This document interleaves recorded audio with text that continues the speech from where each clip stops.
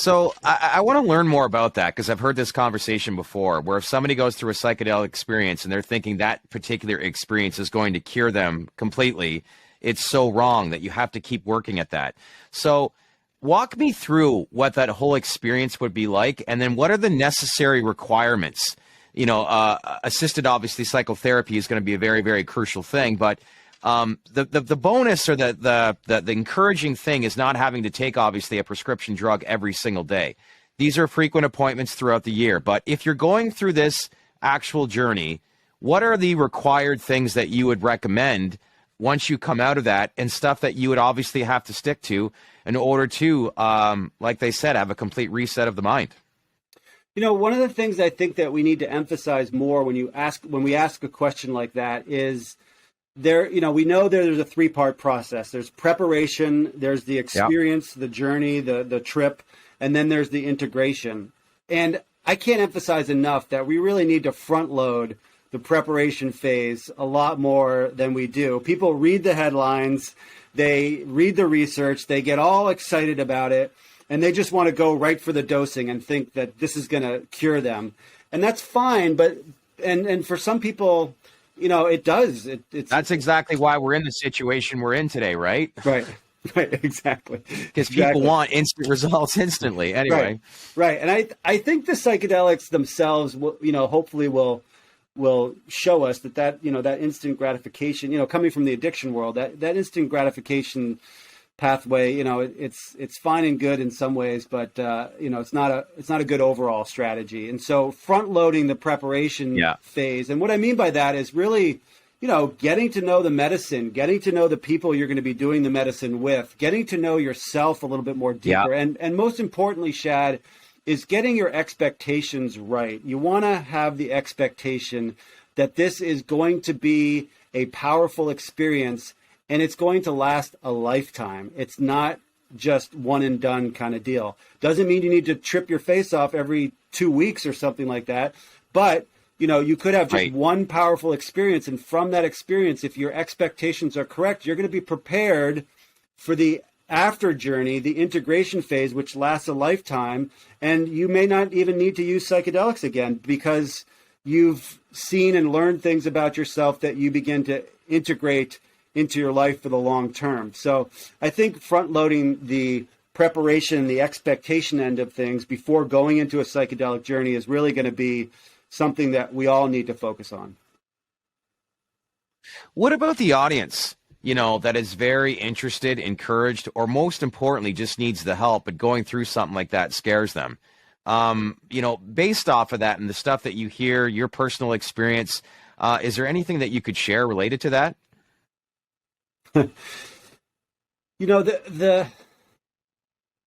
You've seen the stats. The risk of addiction with psychedelics is very low.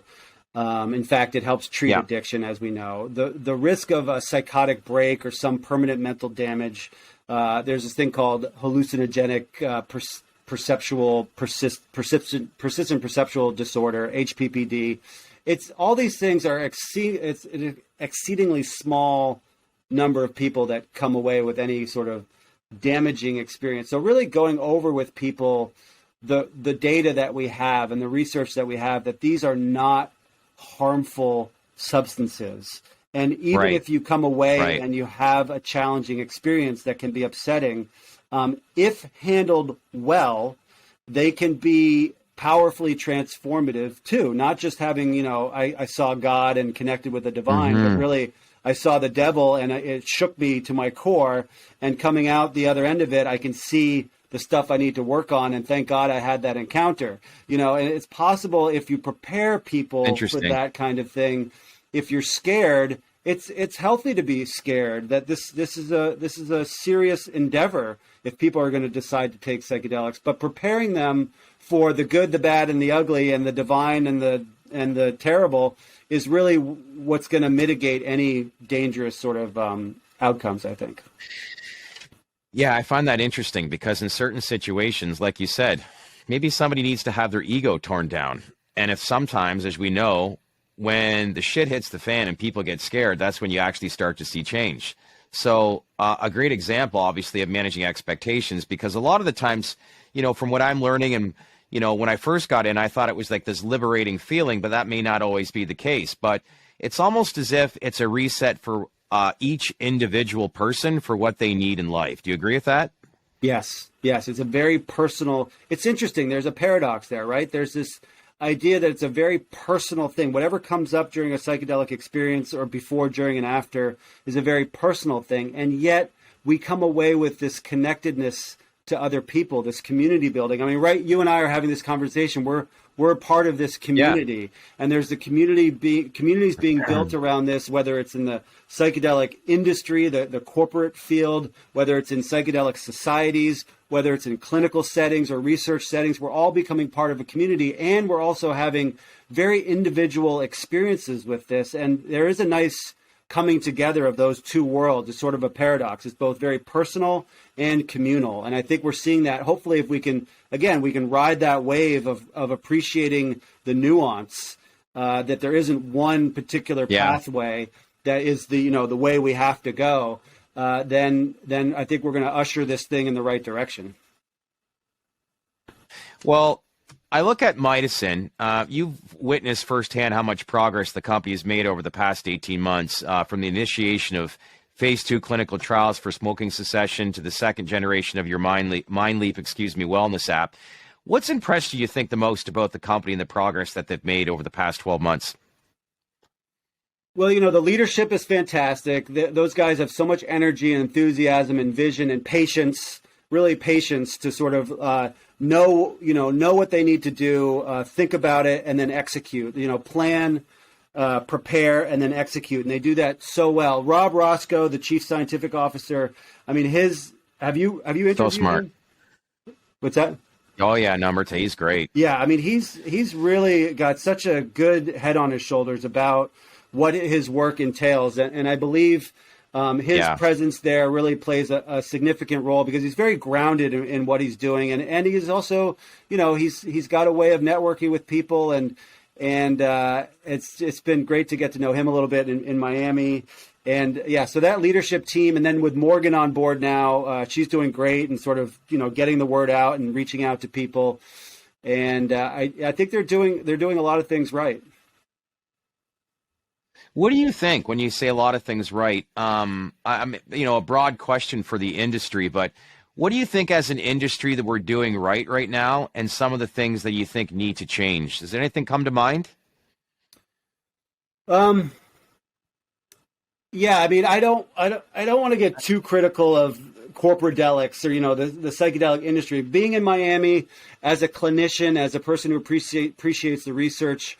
And the community vibe in the psychedelic world, getting a heavy dose of the psychedelic industry, the money that's getting poured into it. It was so interesting. And I know that, the capitalistic world in which we live, I think it's valuable and I understand it. And I think it's really important to move the needle. So I don't want to throw shade on that process, but I do think we need to be mindful of the messaging that comes behind that, because there's a lot of opportunity for, maybe polarizing the different communities that are involved in this space. And I really think that we can do a much better job of making sure that at the corporate level and at the community-based level and at the clinical research level, we are all bringing together our best material, our best stuff, our respect, our wisdom, our enthusiasm. And to the extent that we don't do that and we begin to sort of point fingers at each other and get in each other's way, I think that we do the broader community a huge disservice.